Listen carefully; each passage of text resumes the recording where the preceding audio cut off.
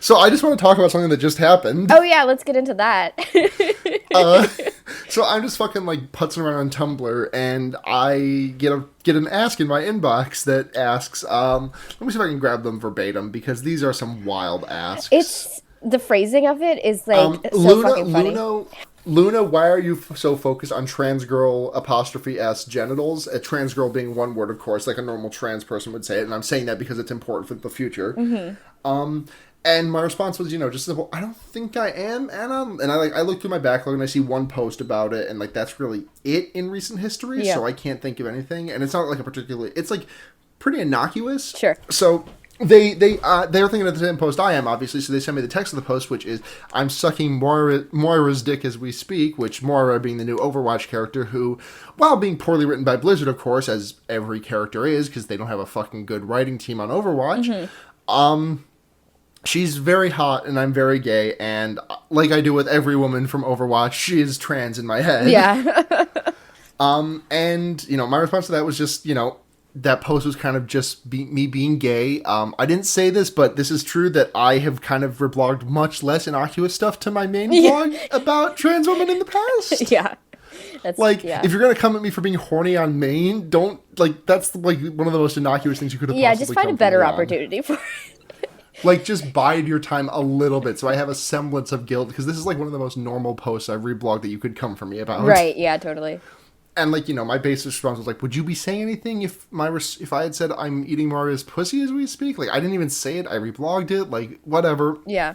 And then they said, if you think it's just one post, you're wrong. You've been doing this for a long time. Also, Moira isn't stated as trans, so making her a trans girl, one word again, and then talking about her dick is really kind of creepy. And then my response was, I don't really know what to tell you. I won't apologize for having trans headcanons for characters I like. Yeah. Yeah, also and it's like, okay, no, continue. Yeah. Then I get, this asks, I didn't say there was anything wrong with having a trans headcanon for the character that you like.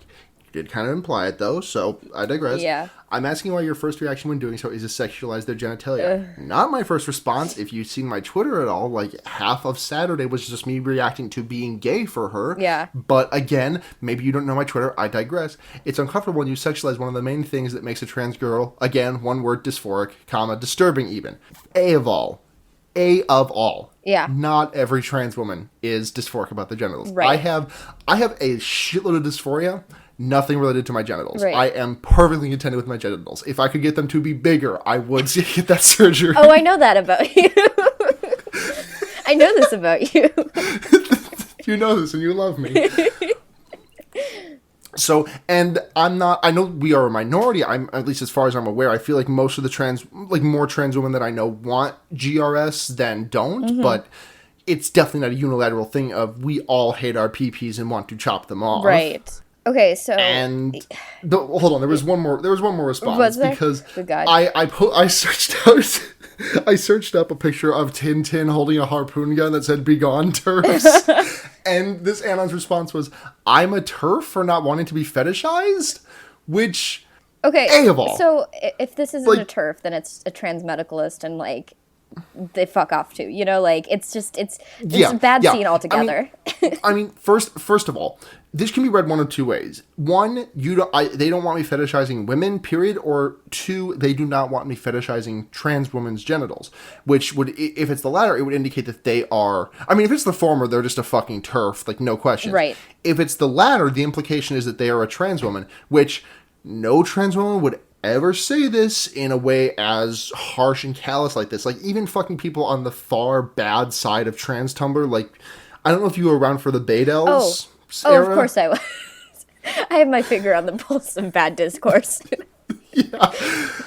Not even they would be like this. Yeah. Really, I don't think. I think they would I think at least Baydels would have the guts to go full guns and on off. Oh, yeah. I digress. I'm not a popular enough blog to sick anyone on this bitch. Right. And, I mean, so, there's no way this is a trans person, because in my life, I have almost no person who is this, if this person is as quote-unquote woke as they seem to be, there is also no way they are not woke enough to spell trans girl with a space. Right. Because trans girl, I mean, for those of you that don't know, you may not, I didn't know this until year and a half ago. Sure. Trans girl as one word is like the same thing as saying like tall man. Yeah. Like it doesn't make any sense. A different right, it doesn't. It just doesn't. Or like fucking British woman. Sure, yeah. Like just as one word. Like is it a pronoun? No, it's not that. It's an adjective, thank you. I don't know words. It's okay. You're the English That's major. why I'm here. It's an adjective. It is I am a woman, I am trans. I am a woman, I am tall. Like, it's a bunch of stuff. Yeah. So, I mean, that's to be at a level of wokeness that you'd be calling me out for this. Not that I think a trans woman would ever call me out for this. Yeah.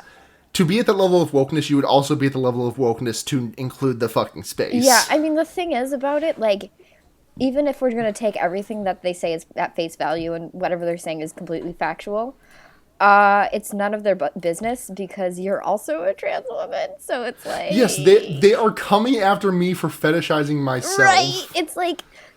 And actually, that's, like, a big turf red flag because they have the whole idea of, like, what is it? Autogenophilia or something like that? Autogynephilia or something like that, yeah.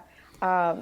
Occasionally, I subscribe to a few good subreddits and a lot of garbage ones, but one of the few good ones is Gender Cynical, which is just everyone fucking dunking on TERFs and gender critical. Yeah, so, I mean, that's textbook that, you know, what they're accusing you of, you know, like... Oh, absolutely. How dare you enjoy this aspect of yourself, right? Whatever. Yeah. It's like, yeah, the bad discourse. Extremely bad. But yeah, now I'm gonna post on my blog that I'm sucking Zarya's dick as we speak and see if I get other TERFs out of the woodworks. Yeah. Oh my god, exciting times to be online. Life in marvelous times. I am extremely red, mad, and nude online. When isn't that a mood? Right? I mean, I'm never wearing pants, so I am always extremely and I have like I don't really have a skin condition. I just kind of burn easily, so I'm always red and nude. It's just a matter of whether or not I am mad online. I'm always mad online, so I'll make up for that for you. If we fuse together like Dragon Ball Z, my God. we do the fusion, Yes. Which I did just do the poses for, just in case anyone at home was worried. Right on. We would fuse into the ultimate red, mad, and nude online. Fuck yeah. Warrior. Crabsolutely. Crabsolutely. Took you a second to get that one out, huh? I just needed to reiterate that it is crabsolutely. Fucking hell. Well.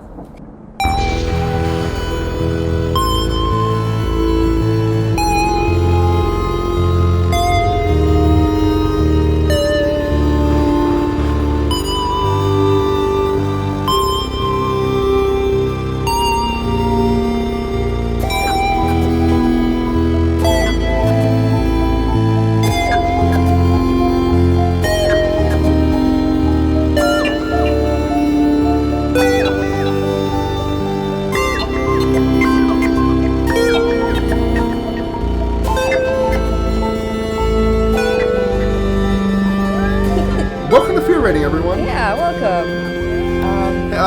I'm Luna. I'm Blair. Hey. Hey, we got through Schloktober. We did. Against all fucking odds. No, it was a blast. It's always a blast. Yeah, it really was. We at the top, we just want to thank everyone who we had on our show again for being there. Yes. It was a really fucking good time. And just another like plug for everyone that was on the show. Andy's got Friends at the Table. Michelle's got a handful of podcasts.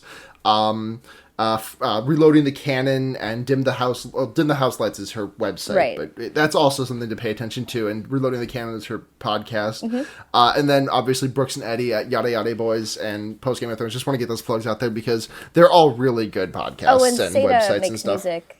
Oh yeah, and Seda, right? Seda, which I actually wanted to ask you about that. Do you just want to like convert our intro theme to just that song? Like, yeah, it's really good. I actually thought about that the second I heard it the first time. I was like, "Oh, this isn't seasonal. This is forever. No, it's really these good. These are forever tunes." Yeah. So thank you, Seda, to providing our new intro and outro song. Thanks, visitor, but eat a biggin. Yeah. Oh my god. Yeah. We couldn't have made it without you. Yeah. It's Schloktober is always fun. Yeah. So everyone, we've been through 2 this time. yeah. How's that feel? Weird. It's weird to have gotten through 2 of a thing. Right? It honestly, I mean, I know we've done this podcast for over a year, but it kind of doesn't even feel like it, you know? No, it extremely does not. But like, this is episode like what, 73? Something like that, yeah. And I also want to apologize again that we did not talk about it being episode 69. I still feel extreme regret over that. Yeah. It was especially painful for me when it happened because I was editing the podcast that week.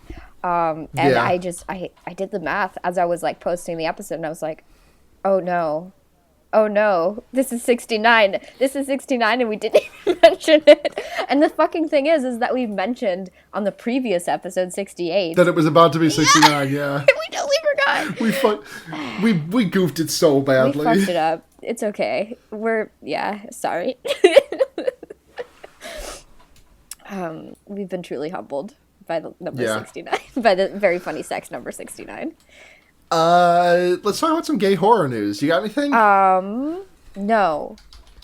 I don't think so. I watched... Let's go to upcominghorrormovies.com. Okay. Well, I'm thinking. There's a movie called Dead Trigger coming out. Never heard of it. Yeah, me neither.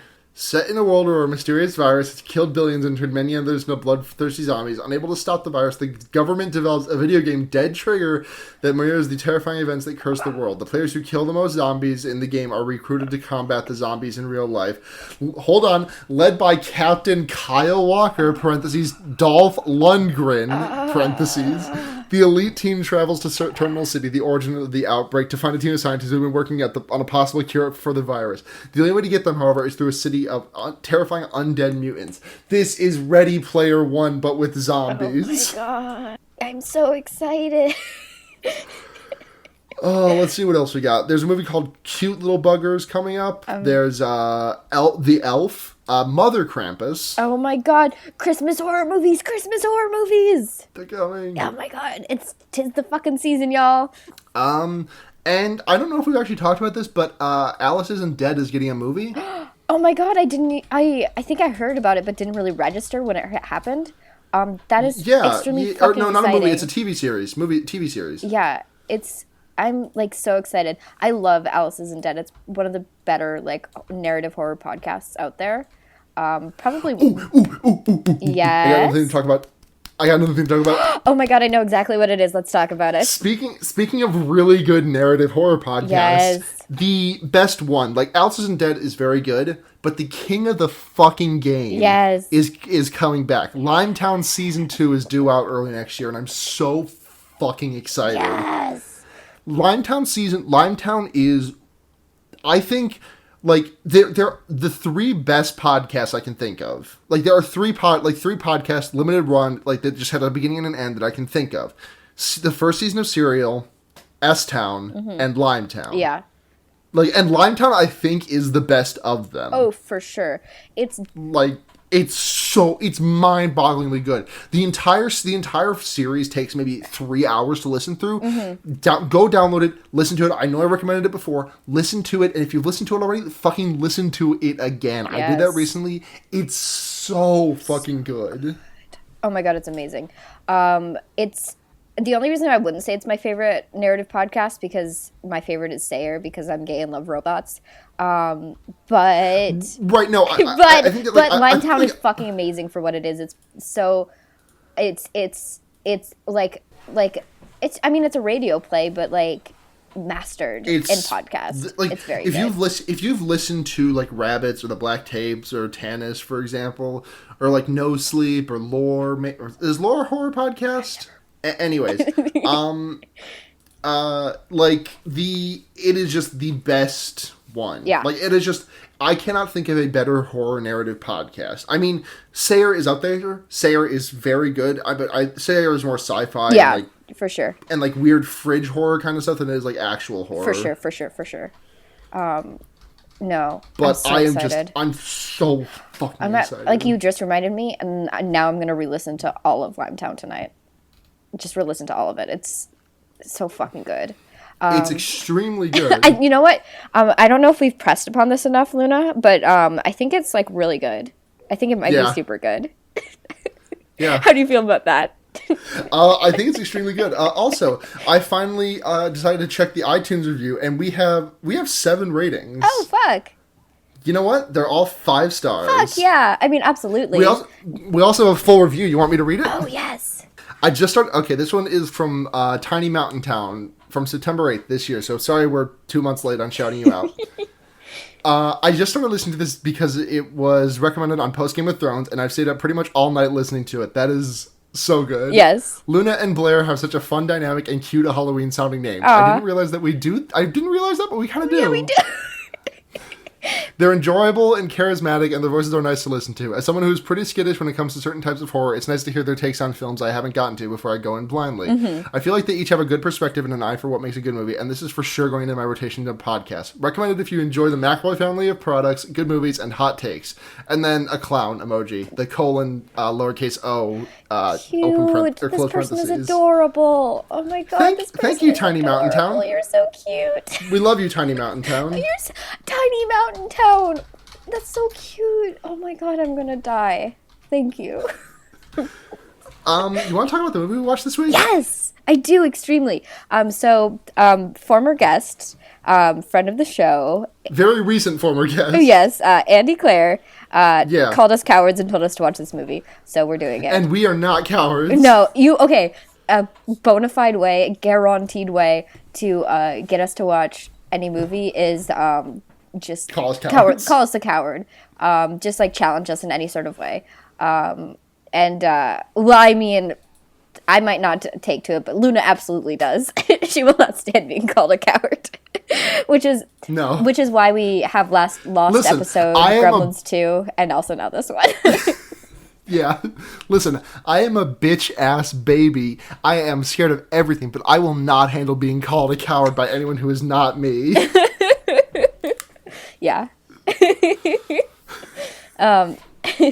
Yeah. So we watched a Korean horror film, The Wailing, this week. Yeah. Which is, gut check, I really liked this. Oh, me too. Oh, it was amazing.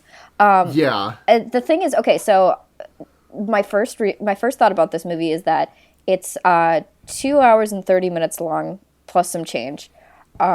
And I don't feel... No, the change is credits. Yeah, it literally did not overstay its welcome at all.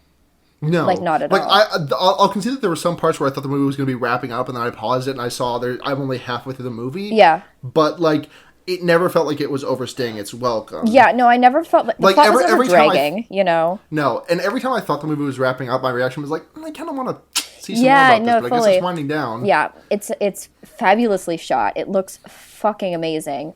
Yeah, who's the DP? Who was the DP on this? Hold on.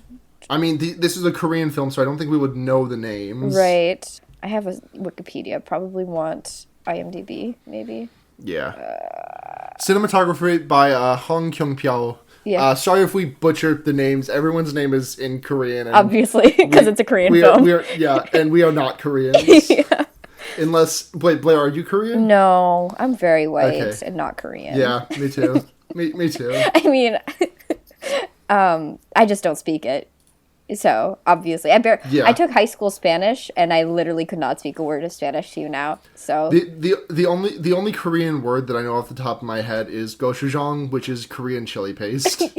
Nice. It's very good to cook with. It's really good to cook with. Yeah. I actually really love like looking up Korean recipes. Oh, they're so because good. The thing about Korean recipes is that they are spicy and they use a fuckload of garlic, which is what I am about. No, I love Korean food. It's amazing. My family has made me stop cooking it whenever I cook dinners because they don't like it. They think it's too spicy. Bunch of pussies. Tell your mom and dad I called them a bunch of pussies. I can't. I'll get kicked out. Okay, invite me over to your house. Blair. I'll enjoy a meal with your parents. We'll have a good conversation, like we'll really get along. And then as I'm leaving, I'll be like, y'all are a bunch of fucking pussies, and then just never show my face there again. Yeah. Because I'm terrified of parental confrontation, even from parents who are not mine. Please just know that you should, just don't do that. But I appreciate you.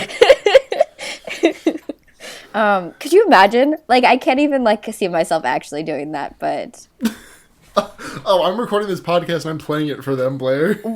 Oh, I mean, I guess I'll probably never meet them, so that's fine. I'm okay with that. When, you gotta come to Rochester. I gotta fucking give you a garbage plate, though. That's true. That's true. And I can't drive it out all the way fucking out to wherever the shit you live because it will, like, get cold, and garbage plates aren't very good reheated. Yeah, I mean, I live, 1,000 miles away. Like, we're St. Cloud, right? St. Cloud, Minnesota, yes. Let's just Google Maps that while you start talking about the plot. It's about 1,000 miles away, if I recall correctly. Anyway, the plot of this movie, our main character is a dad. His name is Jung-gu. He's a police officer and a dad and a husband and... A-C-A-B. Yeah, right. He doesn't do a lot of cop stuff in this movie, though, all things considered. No, he doesn't. He just kind of, like, wears a uniform sometimes. There's, he's not, like, a hard-boiled type, he's not, like, been on the force for too long and now I'm grizzled and, like... Yeah, no, he's just, like... I've seen so much shit in my life, like, no. He's just like a cop. Yeah, he's a really interesting character because he's, like, it's not the usual protagonist you would see for, like, a crime-based horror movie, Like, he's not that serious. I mean, he can be, but, like... Like, I think one of the things that really makes this movie really good to me is that there is a lot of comedy in it. Oh, for sure. I mean, it's... Like, I want to jump to a scene early on where, Jong-gu and his coworker, is it Hyojin? Is that his coworker? No, Hyojin is his daughter. The power goes out? Right, thank you. Okay, sorry. I have a hard enough time keeping, like, movies with... I have a hard time keeping names straight in movies. Yeah. Yeah, so his... Anyways, his coworker, his coworker and Jong-gu are at the police station, like, working late on some paperwork and stuff, and his coworker just got done telling him a scary story, and then the lights go out, and then Jong-gu just screams out of nowhere, and it's not, like, shot in a way that's, like, meant to be a pop scare, it's just, like, he just screams. I actually love how this shot is, like, the scene is shot, because it just, like, is basically, like, a wide-angle shot of just the room, and it just, like, the lights go out, and it remains just, like, a wide-angle shot of the room for, like, the entire thing while everyone's screaming and panicking, like, and just running around. It's extremely good. I thought, like, but like I said, there is a lot of comedy baked into this movie, which is, like... Well, I mean, it has a lot of personality. Yeah, exactly. Like, no one's just, like, 24/7 serious as shit all the time, and, like... Yeah, I think... So... And, like, the characters, like, I think there's a lot of, like, what's his name? Tony Zhao, the guy who does every frame of painting? Yeah.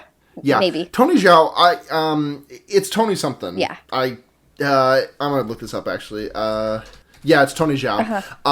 But in his video on Jackie Chan, which I've watched, like, 15 times, like, the thing about Jackie is that, like, he humanizes himself so much because he's not like an unbeatable, unscratchable badass. Like, he's kind of battered by the end of the fucking movie. It's kind of like in the same way that, like, personally, at least, I haven't seen a ton of James Bond, but Daniel Craig is my personal favorite just because at the end of Casino Royale, like, his balls are getting 1-800-RU slapped oh my God. in a chair. Yeah. Yep. Like, I just think that, like, Daniel Craig was, like, a very mortal Bond. Like, these characters are, like, extremely mortal. Oh, for sure. And, like, we like, the thing about fucking Jong-gu is that, like, he cares about his family a lot. Yeah, I mean, okay, so the thing about this movie is that it doesn't feel like any of the actors are playing characters. It feels like you're just watching people's lives, and that's really good. Which I think that just might be a thing of us not knowing these actors. Well, like... I'm not really specifically talking about their acting talents, though they're all really good actors. Right. But I think it doesn't like to meander into too many tropes. No, that's fair. That's kind of what I mean. It's like it's really good character work, which is probably why it has a sense of humor. We're gonna watch and talk about this movie later in the month, but I recently watched Creep 2, and it does a lot of similar things because it like in order for it. I mean, it's a character study with horror elements, essentially, or a horror movie with character study elements, however you want to look at it. And people crack jokes sometimes and fuck up in, like, amusing ways and, like, are kind of bumbling sometimes, and not everything is serious all the times. And I think that makes a character way more human to show that. And this movie gives itself the time and the space to do it. So, like, because it is as long as it is, you know, there's room for like realism instead of genre, you know? Right. It's good. It's fucking extremely good. Plot, though. So Jung-gu is a cop, and these weird crimes start happening. Like really gruesome, like murders. And houses burning down. And like a lot of the people seem crazed. Like. Yeah. Involved in it. Like There's the first guy is the guy's name is Park Chun-bae, I think. Mm-hmm. The first, like, the guy who's like sitting outside of the first house with all the murders, where he's got like all these fucking lesions, which the name Park Chun-bae sounds actually pretty familiar to me. I gotta Google that. You keep talking. Well, the thing about Korean names is that they have like 5 last names. You've got a point, yeah. But for some reason, Park Chun-bae did sound like a person, like a character or an actor or something, but all I'm saying is just a character from the Wailing. Yeah. So yeah. That's the interesting thing about Korean names. Anyway, so I didn't know that about Korean names. Yeah, they have like just a handful, and they just kind of cycle through them. Yeah. Oh man, do you think like that, like Korean people like just get like, especially like second or third generation like descendants of Korean immigrants, like get really tired if their last name is Bae, like in this current climate? It's not to plug a podcast that's way more popular than ours. Stop podcasting yourself. Right, yeah, no, they talked about this with Paul Bae. He talked about, so he's a teacher, for most of his career, nobody like cared about the fact that his last name was Bae until like a couple of years ago, and now everyone, like, no one will stop giving him shit for it. Like, none of his students. I feel bad. Me too.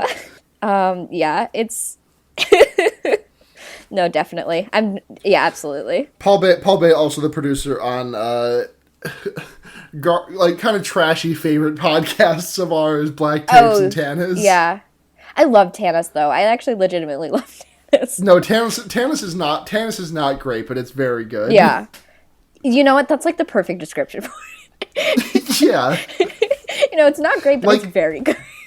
I genuinely think the first season of the Black Tapes, like maybe the first 10 episodes or so, I think that's super actually strong. Very, very good. Super strong. Yeah.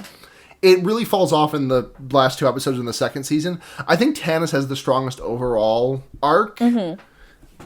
Even if those shows are all just literally the exact same setup, with like partner character who's kind of a skeptic and knows more about pretty much everything than they do. And then like a device for them to explain certain things, like a device for them to explore certain freaky things, mm-hmm. like, Nick's sleep studies and what the hell's her name? The character from Alex. Black Tapes? Alex, thank you.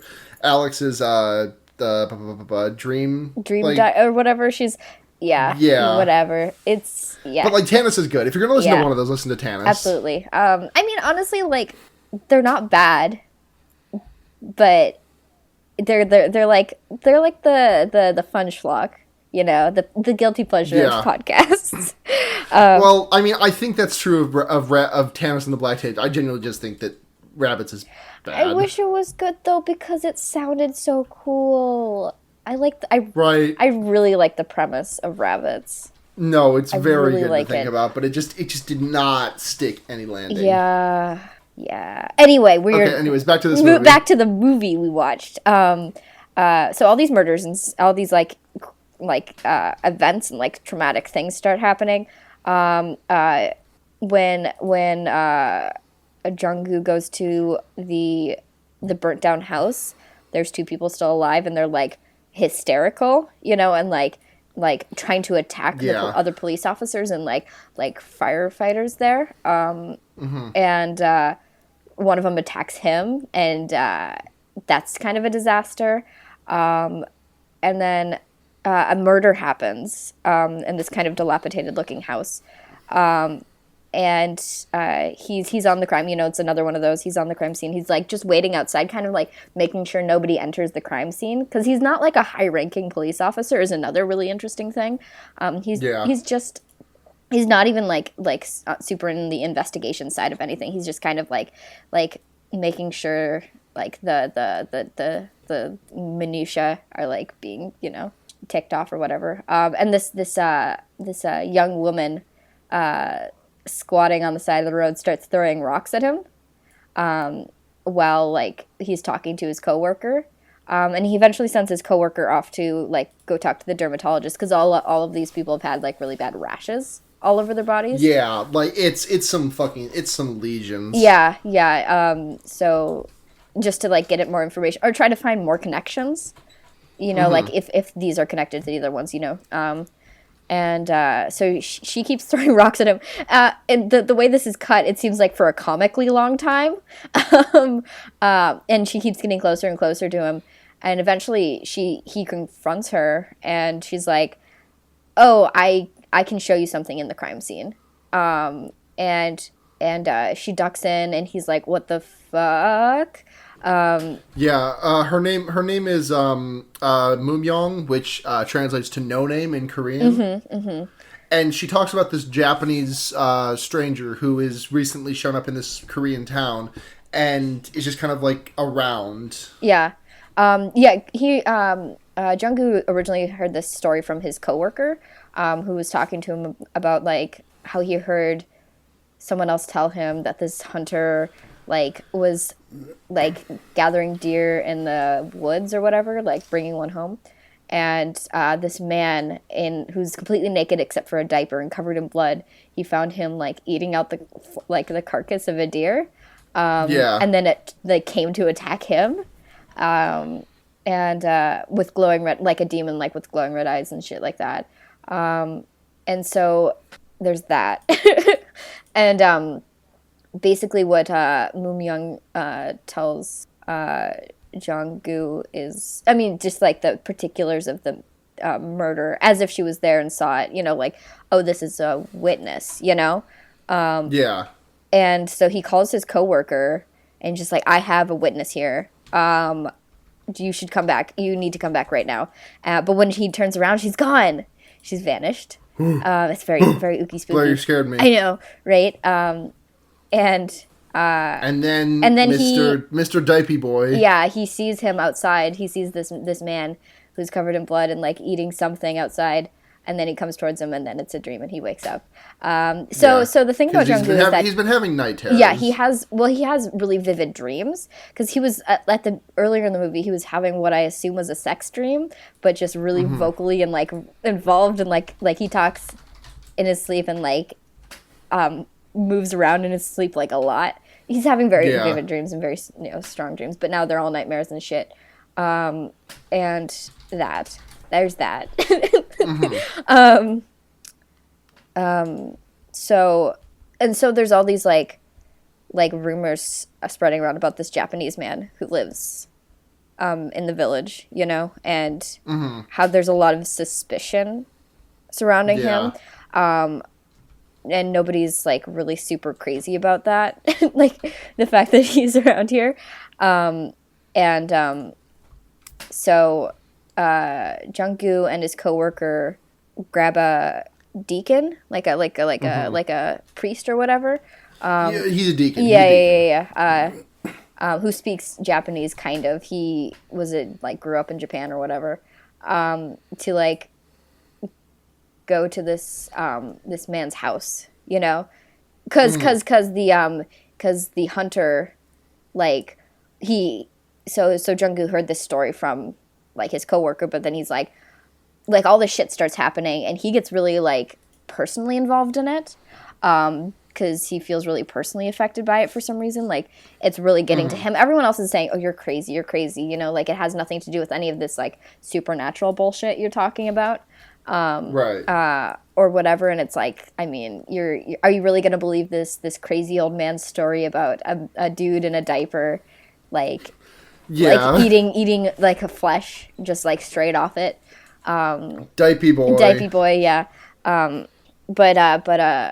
Jung-goo is real into it. And he asks this hunter, like, can you take us into the woods and can you show us where this house is? And he's like, sure. He seems kind of, once he gets into the woods, he's like real hesitant about the whole thing because he's like, I don't want to go back there. You know, understandably. But yeah, but then they find it eventually, and they take the deacon out there, and the first time, there's not a whole hell of a lot going on. There's a dog there. There's a dog. There's a dog. Which, I mean, that's the kind of the one warning we got to put on this movie is there is a pretty brutal dog murder in this movie. Yeah. Like, you don't see it, but you see the before and you see the after pretty viscerally. And it is not just a dog death, it is a dog murder. Yeah. There is a reference to sexual assault, but like the worst we see of that is the woman falling out of frame and then the man like diving on top of her, and then they immediately cuts away before there's any sound, really. Right, yeah. Which is like, she screams, yeah, I guess. Yeah. So, like, watch out for that. Yeah. But, yeah, there is dog murder in this. I mean, it's... Yeah. I'm trying to think. I mean, it's like... It's a pretty gory horror movie to begin with. Yeah, but, like, dog dying No, totally. You're in the right. I'm just thinking about, like, other things we should warn for, but that's fine. Yeah. But there's nothing, like... I can't think of anything that's, like, too brutal. I mean, does the kid die? I don't remember. I don't like, think... No, the kid survives. Yeah, I think the kid survives. Oh yeah, because Hyojin, who is Jung-goo's daughter, is really involved in this. We build her character a lot. Like, we see this character being built a lot in this movie. She seems to have like... She hates fish. She hates fish. She has a really quick sense of humor. Yeah, I like her. I really like her too. She seems pretty adult for how old she is, which I assume to be about 12. But I think it's in response to like her father being under a lot of stress, you know? Yeah, and also cheating on... He's not cheating. He's not cheating. He doesn't he fuck like... that's right. That is his literally his literal wife, yes. Okay, for some reason I was under the impression that was cheating, but I'm not entirely sure why. It's okay. Probably because they do it... Okay, so after... Because they do it furtively in the car. Yeah, because so Jung-goo has this really intense sex dream and shit like that, and then like there's this shot of them staring at each other, and then like the next shot is them fucking in the car. Probably because they live with Jung-goo's mother-in-law as well, his wife's mom, and also their child, and also they don't have like a lot of privacy there, so yeah, that's probably why. But yeah, she's like nobody's busting a nut in that house. Yeah. Hyojin is like, yeah, it's fine, like I don't really give a shit. That because she caught them like probably the aftermath, but she understood what was going on. Yeah. Anyway, so she's a pretty involved character because like once they go to the house, they find Jung-goo's coworker finds all these like photographs on the wall of like people before they were murdered and after they were murdered at this. No, the Jung-goo finds those. No, the coworker does, because the Jung-goo is busy wrestling with the dog because it was attacking the deacon. No, Jung-goo is the one who sees the pictures. His coworker's wrestling the dog. No, other way around. I promise you, I watched this today. I watched it. Yes, hold on. Let me. Because and later in the car, his coworker has this like 1,000-mile No, it stare. is Jung-goo. Why did I think it was? That's weird. It's okay. It doesn't really matter. But in that like cuddy area, like yeah, it's not there's a lot of personal belongings to all those people who've died. Specifically, there is one shoe that with, has Hyojin's name on it. Yeah, which is concerning. So, and then she starts getting sick, and she gets the lesions, and she's having night terrors, and she's starting spookaded. to act up, kind of in a way too. Like like swearing and cussing at her father and like screaming at him all the time. Really irritable. So like, you know, like she screamed at own dad. Yeah, like seeming kind of possessed in a sort of way, like not. I mean, we see her earlier in the movie, and she's like kind of sharp-witted and stuff like that, and she doesn't really take a lot of shit. But she's not aggressive, you know. No, not like she is after she gets sick. Yeah. So, and she's actively aggressive and actively antagonistic, and like screaming at anyone who tries to do shit to her at all. So that, and then. There's like a shaman involved in this whole thing because the mother-in-law is really religious, I guess, or spiritual. It probably would be more correct to say. Yeah. So he gets involved in the whole thing. Then they go back to the Japanese man's house and to confront him about it. So it's at this point it's just Jung-gu and the deacon. Yeah. What was his name? It was I don't think the deacon ever gets a name. No, actually. no, it is because it's because I was watching it on Netflix and it translates to 2-3 and there's a joke made about it because like he says that and Jungkook's like, is that your actual real name? Because that's just two numbers that your name is. But let me figure it out. You keep talking. I'm gonna figure this out. Okay. So they go and they confront the Japanese man because he's there now, and basically he asks what happens to the pictures. Jung-gu does, and he's like, "Yeah, I burned them." He's like, "What are you doing here?" And he's like, "I'm traveling." He's like, "No, what are you actually doing here?" And he's like, "If I told you, you wouldn't believe me." And then Jung-gu starts threatening him really violently and shit. And asking the deacon to translate for him, and the deacon is he doesn't speak Japanese all that well, so it's hard for him to translate this, and also he's very timid about like saying all these rotted like aggressive like horrible things back to another human being because he's like a man of the cloth or whatever. So and then then this is when the dog murder happens. So that happens, and then because basically is dog murder with a pickaxe. It's brutal. It's pretty rough. Especially because like the dog is like left alive. Yeah, because it's bad. Sorry, I should not be going into such detail. Yeah, Jung-gu is basically like, if you don't skip town, like in the next 3 days, that's gonna be you. And the Japanese man does not seem to give a fuck. Probably because he's like not concerned with death at all, and is kind of considering the end of this movie. Yeah.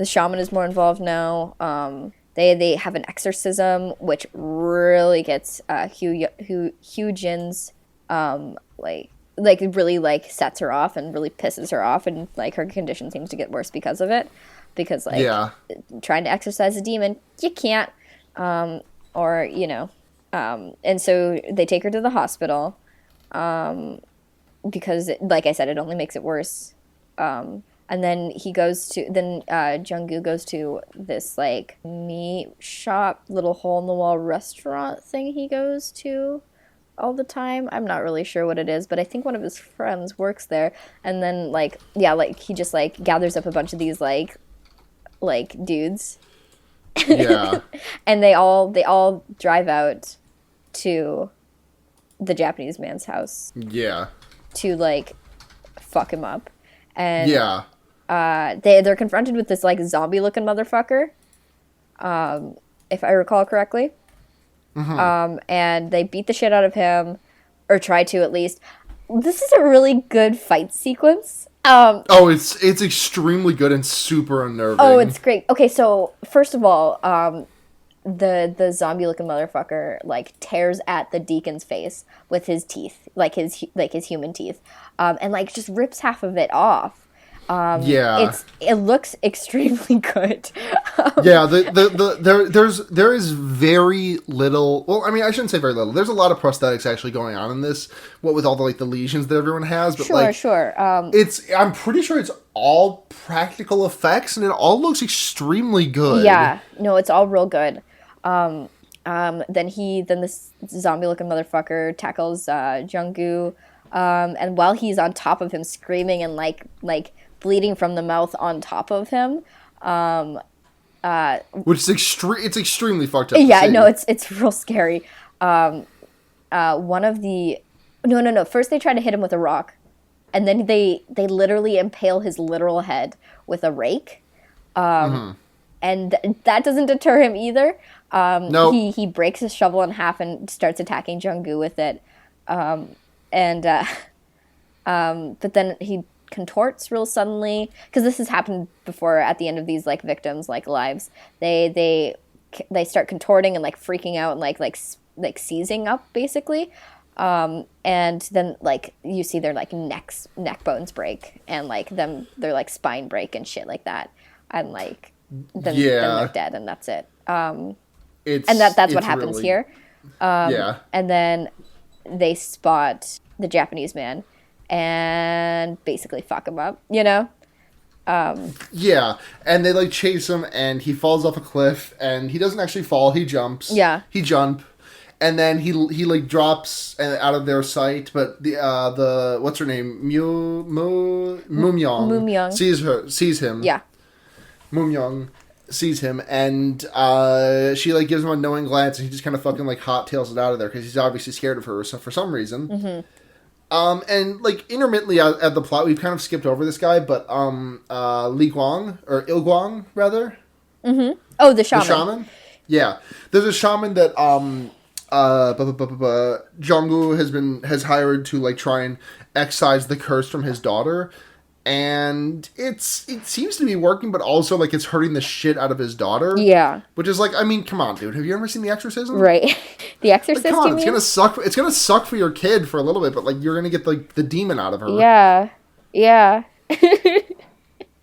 yeah. Dumbass, fucking idiot. So, but after they kill this, because they say that this Japanese man is not human at all. He's not a human person.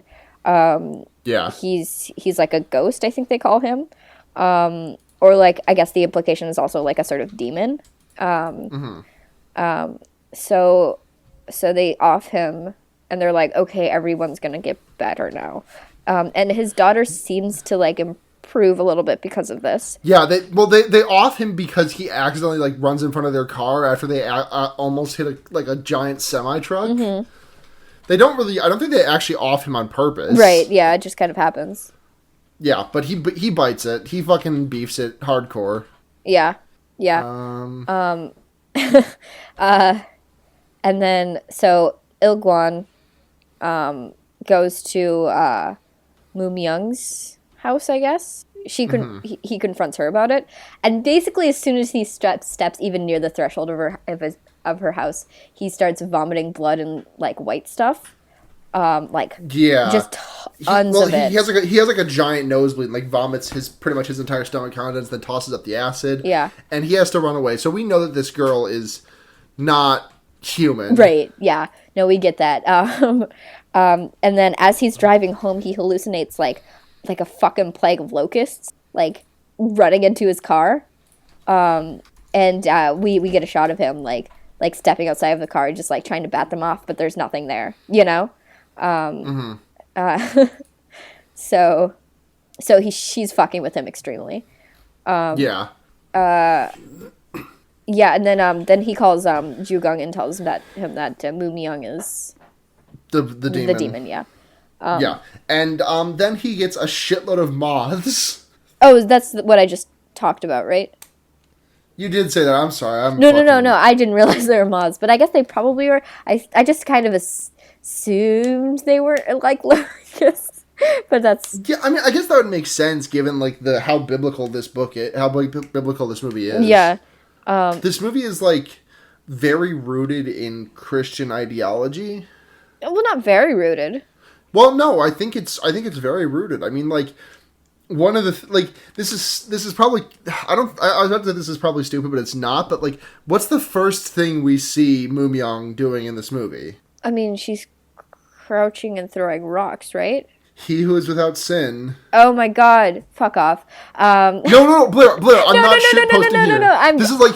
Oh, and also, yeah, this movie opens with a fucking verse from like Luke, the Book of Luke. Like this That's is right. extreme. I totally forgot about that.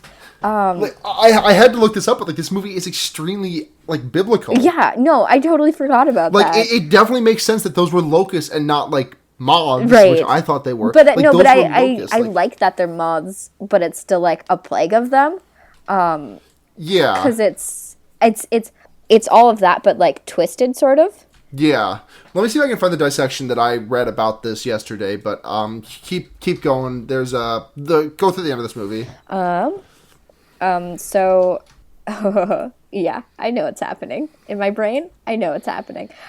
So basically Junggu goes to confront Moomyong, and she tells him that she's not the demon, but she's going to set a trap for the demon, but if he goes home right now, everyone in his family was going to die. And he doesn't fucking listen. Yeah, like an idiot. he he tries to go he tries to go home, and his sorry, brain fart. No, it's fine. His the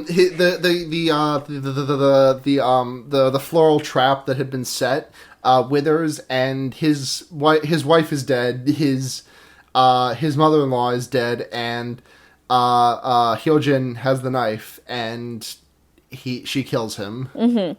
Yeah. But so then Il Guang arrives, takes photographs of them, and we kind of accidentally skipped over a pretty big point here. Oh yeah. The deacon and the Japanese man. Oh yeah. Do you not remember this? Oh yeah. Yeah, he like so the deacon goes off on his own to like find the Japanese man, because apparently he's not dead. He's just extremely fucked up. Yeah. Oh, I remember this. Yeah.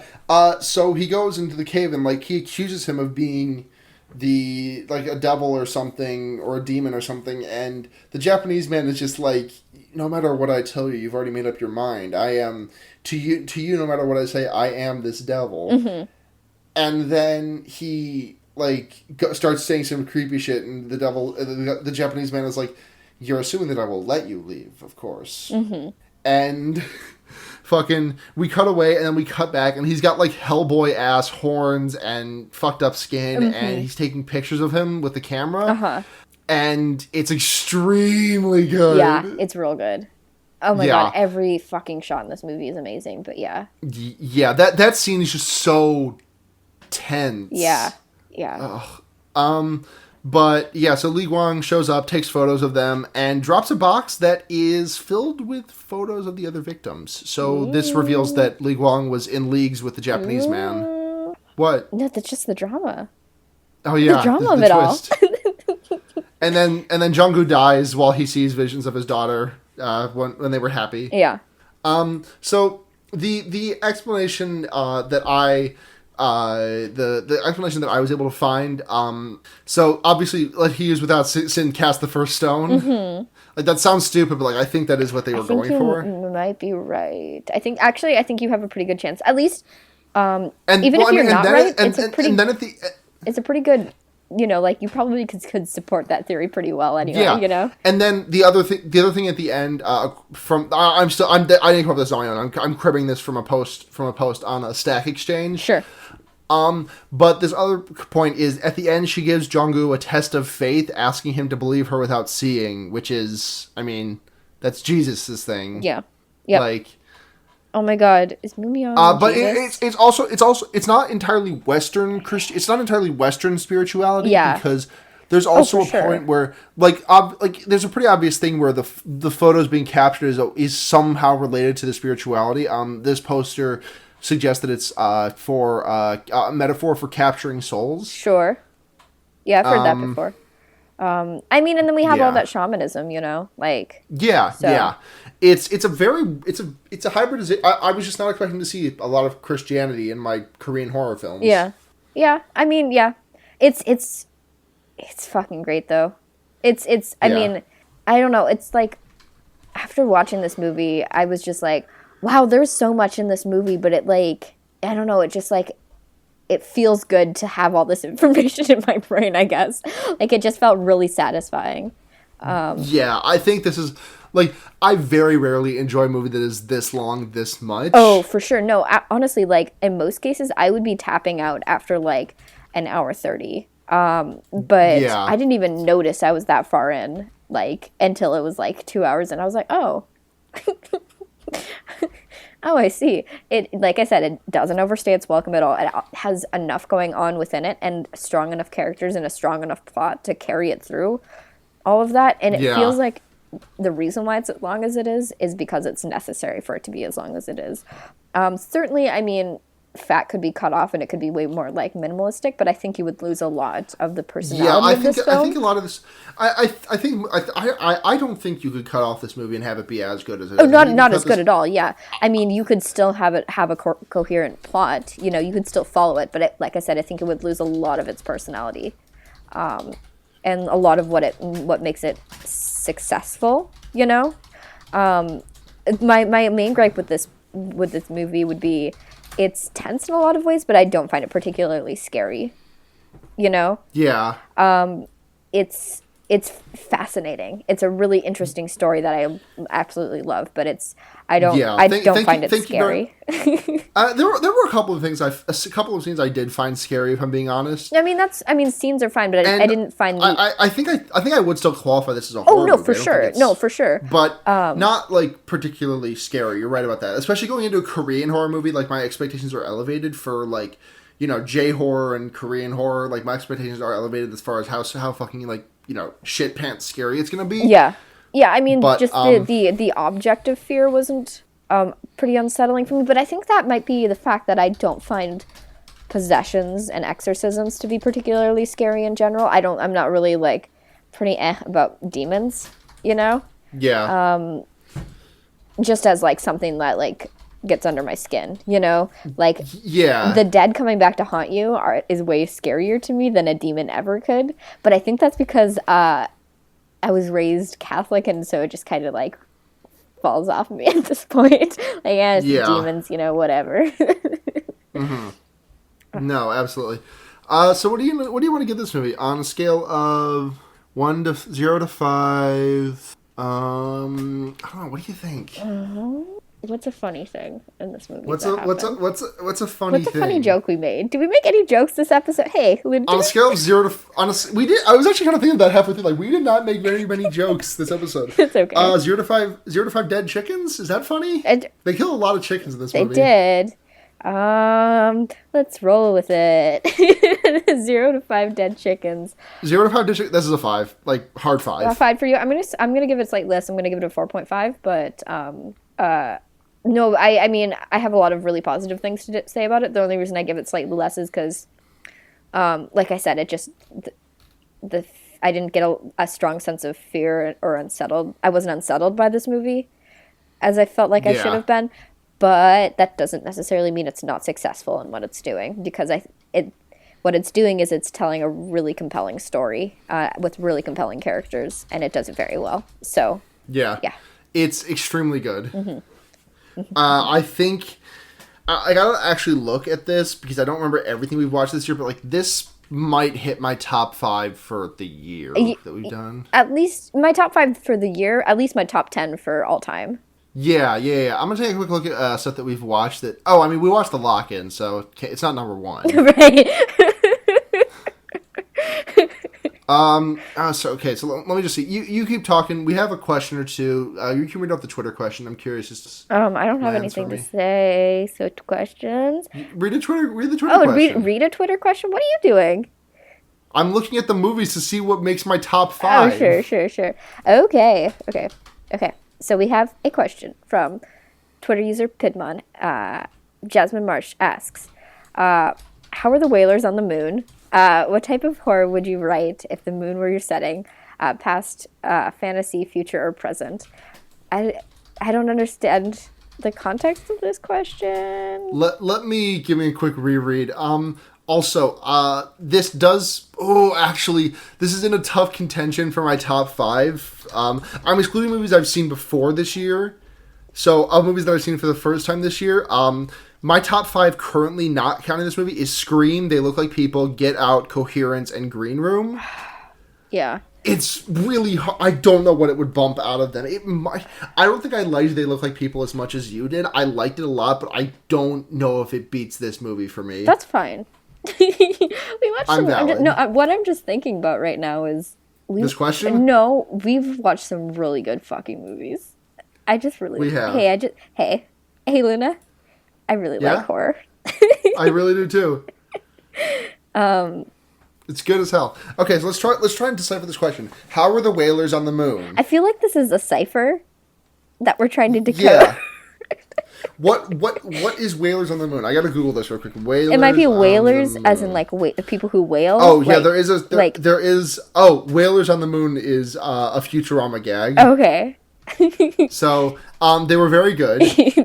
Great revisionist history. And then this second half of this question, it's literally just the plot of Apollo 18.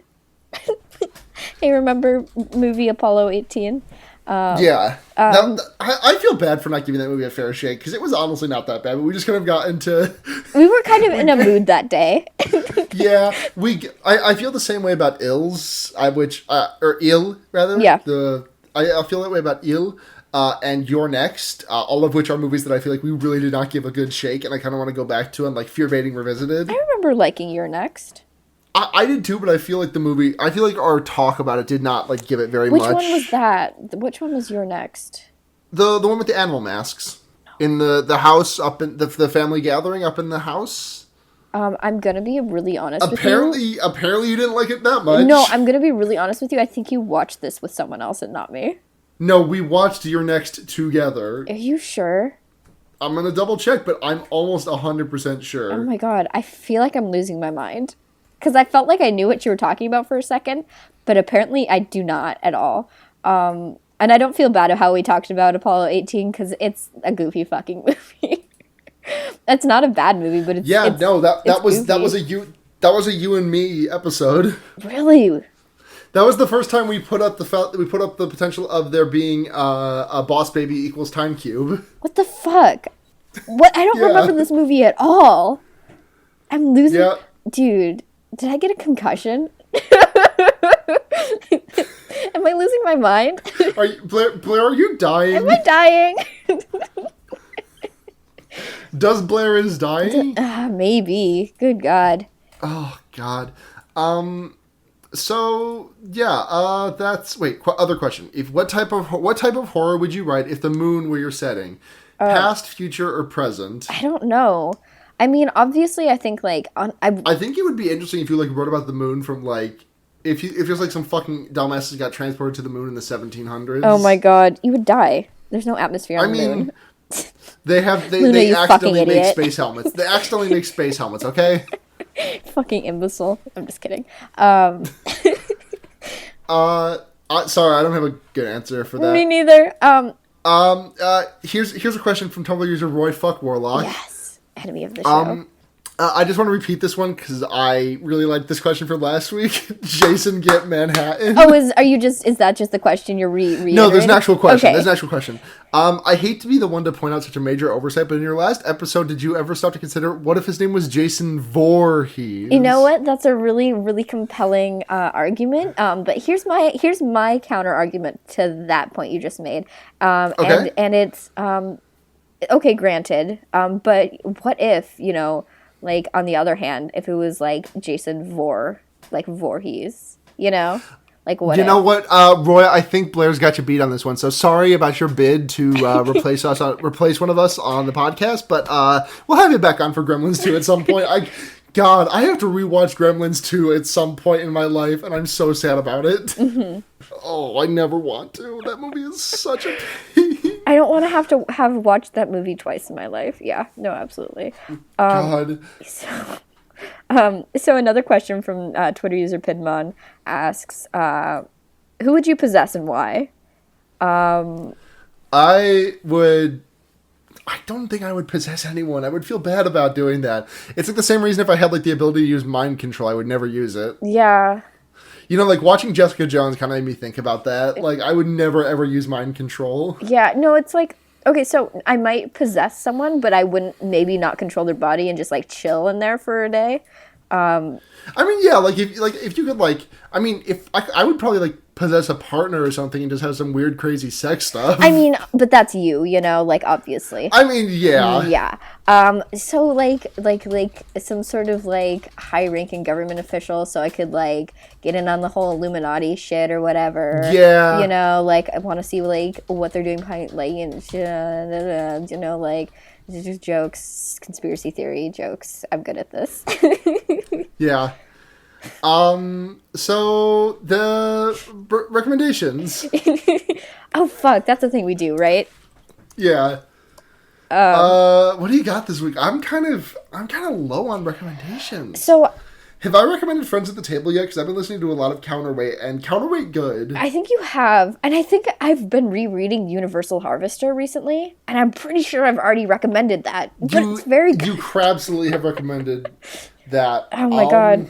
No, it's a book by John Tornillo. My recommendation this week is, I know I said I wouldn't ever do a Let's Play recommendation again, but I'm going to do a Let's Play recommendation because I've been rewatching the old Slowbeef Let's Play of fucking, what the hell is it? I was about to say Ride to Hell, but not that.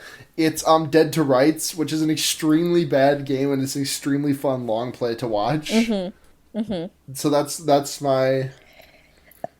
I'm struggling hardcore, y'all.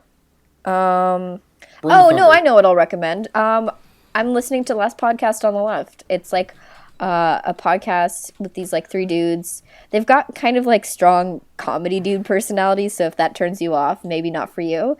But it's about... They've got strong what personality? Sorry, you like broke up. Comedy dude, you know? Oh, yeah. Like jokes. And comedy. And speaking sorry to interrupt. No, Speaking of strong comedy dude podcast, did you see that one friend of the show, Zach Cataquax, got fucking quote tweeted by the Stop Podcasting Yourself Twitter, and they said fuck this guy because he said he did not like their ad. Oh my god. That ad that they're running on Max Fun right now is very bad, except for the part where Dave chimes in and is like, stop podcasting yourself. We don't even know anymore. I actually really like their ad. I think it's so good. Really? Yes! The stupid fucking pointless scatting? Yes! Oh god, you and Zach would have some words. I like it. Okay, I think it's funny. Don't at me. Actually, at me. Anyways, go on. Anyway, so basically they talk about paranormal shit, true crime, conspiracy theories. They just started a series on because they usually do like 2 or 3-parter episodes on like one case or like one story or whatever. Let me open up my podcast history so I can get the name correct of what they're covering right now, and totally not trying to fill time by just babbling because I totally have my shit together. Just fucking kidding. I was listening to an old episode. But they've done ones on the Enfield Poltergeist, which was the main like setting for the second Conjuring movie. But the actual story is pretty interesting. Even though it's really hard for me to believe that kind of stuff, I think it's all very fascinating to learn about. Like I said, they do a lot of true crime stuff. They're really well researched, and it's really, really interesting stuff if you're into that kind of thing, you know? Anyway, that's my recommendation this week. Podcast. So, some housekeeping. If you want to support the show, you can do so on Patreon, like financially. Patreon.com/fearbaiting. You can shoot us a couple bucks.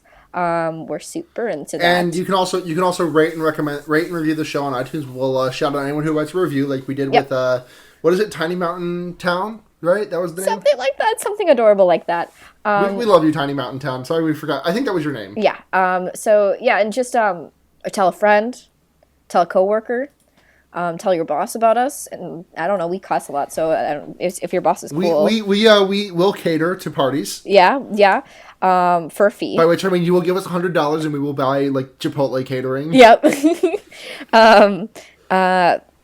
And if you want to follow the show, you can do so at Fearbaiting on Twitter, fearbaiting.tumblr.com, which we don't update as much as we should. Fearbaiting@gmail.com if you want to reach us. Yes. I can be found on Twitter at Chie Shatanaka or chiesatanakas.tumblr.com. You can find me at Blair Kitsch on Twitter or pfight.tumblr.com. If you want to listen to our sister podcast, The Wonder Yerks, our Animorphs reread podcast, you can do that because we do that, and you can just listen to it because it's out there and just do that. And it's good. It is good against all odds. That's at The Wonder Yerks on Twitter. Yep. If you want to check that out. Mm-hmm. Thanks for listening. Yeah, thank you. We'll be back next week. We're out of the dregs of Schloktober, and we are back with Good Movie Vember. I'm gonna make this movie. Call right now. Are you gonna say what movie we're gonna watch next week? No, you call the shot. I picked this one. Okay, cool. We're gonna watch Creep 2, the sequel to Creep, next week. I'm really excited. Yay! I really want everyone to watch this movie before we talk about it because I haven't seen it. I don't know a single goddamn thing about this. It's fucking amazing. I'm so excited to talk about this movie. I love the first one, and if you love the first one, you're gonna love this one too. So there's that. Yeah. So check us out next week as we're talking about the sequel to Creep 2. But until then, thank you so much for listening. I'm Blair. I'm Luna. And remember, you can put a fucked up guy anywhere. Good night, everyone.